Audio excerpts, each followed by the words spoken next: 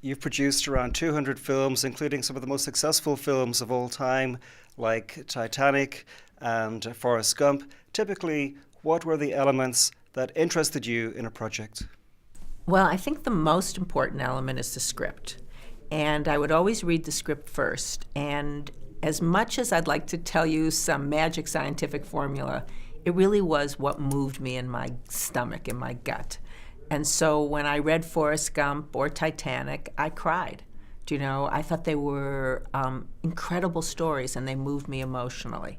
So after you have that kind of gut reaction, then you start to apply logic. You start to think about who's going to be in it, and that's very important, who's going to direct it, and of course, how much is it going to cost. So sometimes I would love a script. It would really make me laugh, or it would scare me, or it would move me, but the cost was too much, and I'd have to say no, or we couldn't get the actor that we wanted, or we couldn't get the director that we wanted. And so regretfully, sometimes I'd have to put them on the shelf and wait until the right time to make them.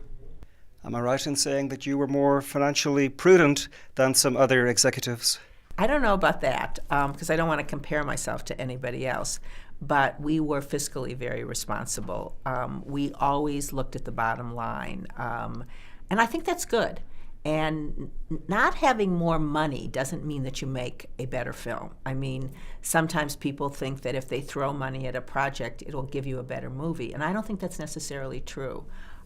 Sometimes having to be cost effective causes you to be very inventive and very imaginative. And also, I had been a producer, so often people would come into my office and they would say, oh, I can't do that. I have to have this amount of money.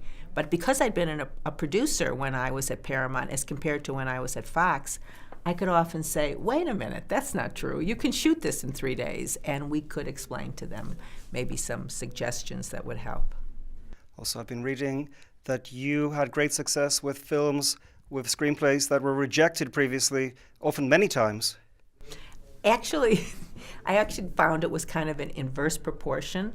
The easier it was to get a movie made, often the least successful they were. And the ones that had been around for a while or rejected time and time again were often some of our most successful ones. And it's interesting, when I was a producer, we made a movie called Fatal Attraction.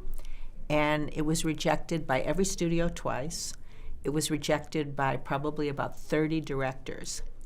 And I think that when you face that kind of rejection, it tests your passion, it tests how much you care, and if you keep coming back and you won't give up and you have the resiliency to keep going at it, usually it's worth it, So I kind of learned that the more people said no, if I stopped, then I didn't have the passion. But if I didn't stop, then it was really something I cared about. And usually, not always, there were some movies that everybody said no on, and they were, right. I still love them, but they didn't reach the audience. But I usually learned that the more they said no, the more that I believed in it. And it often turned out to be right.